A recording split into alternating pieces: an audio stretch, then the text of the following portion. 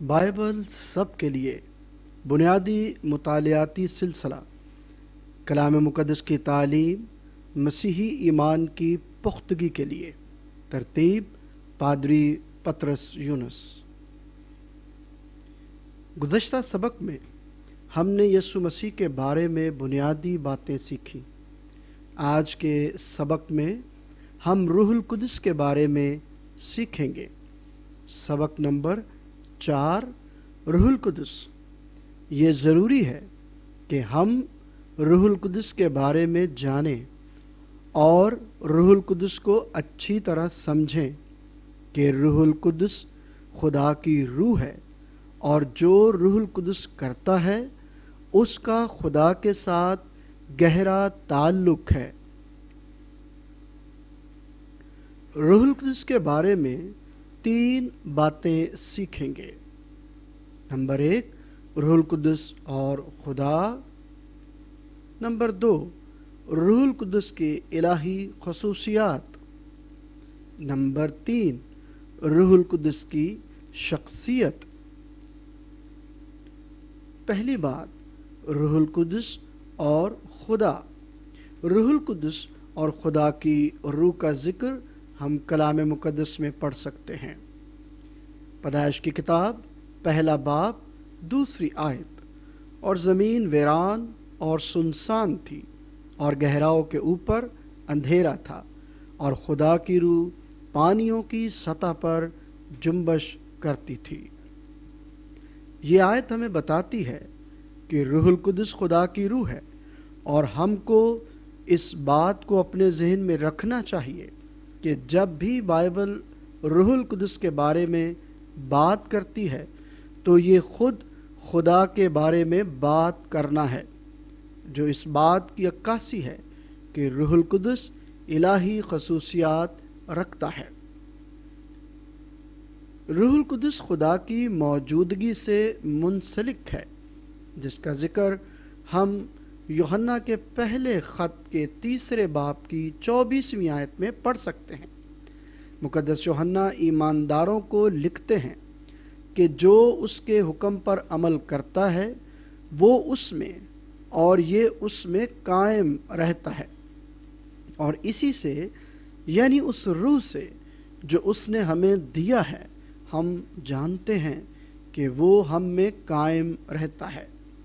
یہ آیت روح القدس کو خدا کی موجودگی سے جوڑ کر یہ تعلیم دیتی ہے کہ ایمانداروں میں خدا کا روح ہے اور خدا ان میں رہتا ہے۔ خدا، یسوع مسیح اور روح القدس آپس میں جڑے ہوئے ہیں، جیسا کہ متی کی انجیل 28واں باب اور 19ویں آیت میں ہم پڑھ سکتے ہیں۔ خداوند یسوع مسیح نے اپنے شاگردوں سے کہا کہ پس تم جا کر سب قوموں کو شاگرد بناؤ اور ان کو باپ اور بیٹے اور روح القدس کے نام سے بپتسمہ دو۔ 2 کرنتھیوں 13واں باب 14ویں آیت میں لکھا ہے۔ مقدس پولوس رسول لکھتے ہیں کہ خداوند یسوع مسیح کا فضل اور خدا کی محبت اور روح القدس کی شراکت تم سب کے ساتھ ہوتی رہے۔ یہ 2 حوالے ہمیں اس بات میں آگے بڑھنے کا فضل بخشتے ہیں کہ ہم یہ سیکھ پائیں کہ خدا، یسوع مسیح اور روح القدس آپس میں جڑے ہوئے ہیں۔ سبق نمبر 4، روح القدس کی دوسری بات ہم سیکھتے ہیں۔ دوسری بات روح القدس کی الہی خصوصیات کے ساتھ جڑی ہے۔ روح القدس ہر جگہ موجود ہے۔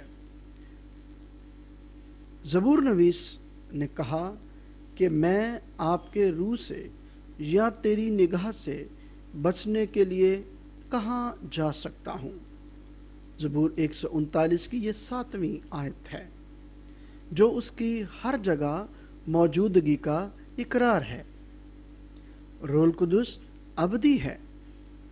کلام مقدس میں عبرانیوں کا خط اس کا 9वां बाब और उसकी 14वीं आयत में लिखा है, अबदी रूह के ज़रिए उसने अपने आप को खुदा के हजूर पेश किया और हमारे ज़मीर को बेकार कामों से पाक कर दिया।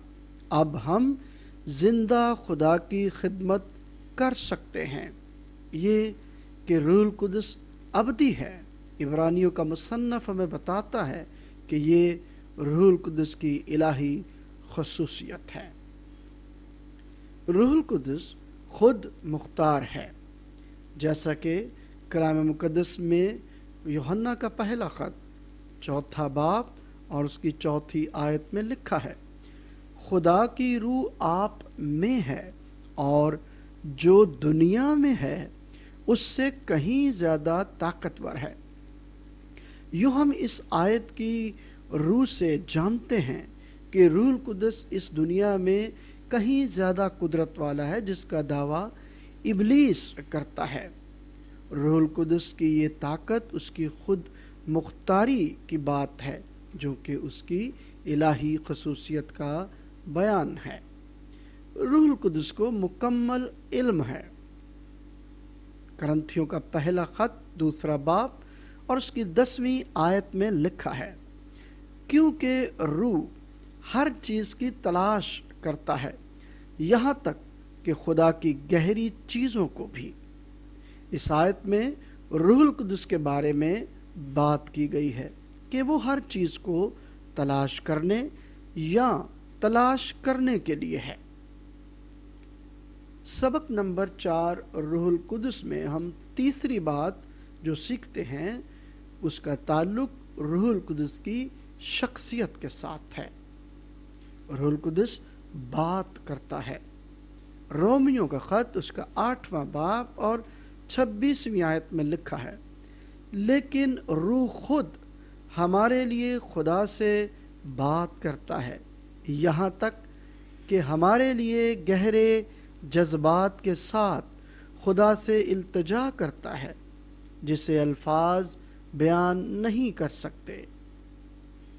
रूहुल कुदस दूसरे तरीक़ों से भी बातचीत करता है। अगर इमाल की किताब उसका 9वां बाब और उसकी 31वीं आयत पढ़ें तो वहाँ लिखा है, बस तमाम यहूदिया और गलील और सामरिया में कलीसिया को चैन हो गया और उसकी तरक्की होती गई और वो खुदावंद के खौफ और रूहुल कुदस की तसल्ली पर चलती और बढ़ती जाती थी। इस आयत की रोशनी में हम सीखते हैं कि रूहुल कुदस उनकी हौसला अफजाई करता था, उनसे बात करता था। गलतियों का ख़त 5वां बाब 18वीं आयत, और अगर तुम रूह की हदायत से चलते हो तो शरीयत के मातहत नहीं रहे। इन 2 बातों से हम रूहुल कुदस की शख्सियत के बारे में जानते हैं कि रूहुल कुदस रहनुमाई भी करता है, बात भी करता है और तसल्ली भी देता है। यूँ हमने रूहुल कुदस के बारे में 3 बातें जानी। नंबर 1 रूहुल कुदस और खुदा। नंबर 2 रूहुल कुदस की इलाही खसूसियात। नंबर 3 रूहुल कुदस की शख्सियत। इन बातों से हमने जो कुछ सीखा है हमें उसे जानने की ज़रूरत है। आखिर में जो चंद सवालात हैं वो मैं आपके लिए लिखे देता हूँ। आप उन सवालात को सीखें, उनके जवाब अपनी नोटबुक पर लिखते चले जाएं। खुदावंद आप सबको बरकत बख्शे। आमीन।